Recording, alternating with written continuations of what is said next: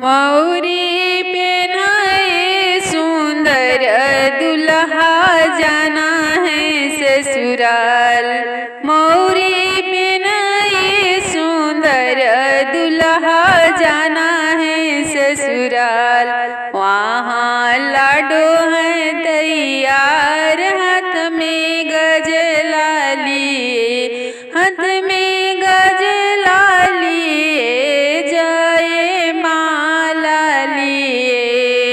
लड़के लंबी लंबी केस है, गजब की है आँख, जुड़वा पहनाए सुंदर दुल्हा जाना है ससुराल।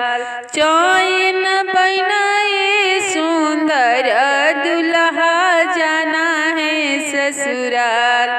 दुल्हा जाना है ससुराल, लाडो लाना है जरूर। दुल्हा जाना है ससुराल, दुल्हन लाना है जरूर। जुड़वा पहनाए सुंदर दुल्हा जाना है ससुराल। करवा चढ़ जाए सुंदर दुल्हा जाना है ससुराल। वहाँ लाडो है तैयार, हाथ में गजला लिए। लड़की गोरी गोरी बहिया है, लंबी लंबी केस। लड़की गोरी गोरी बहिया है, लंबी लंबी केस।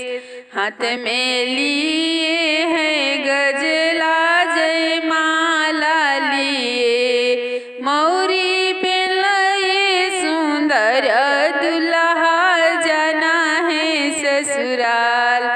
मौरी पहनाए सुंदर दुल्हा जाना है ससुराल।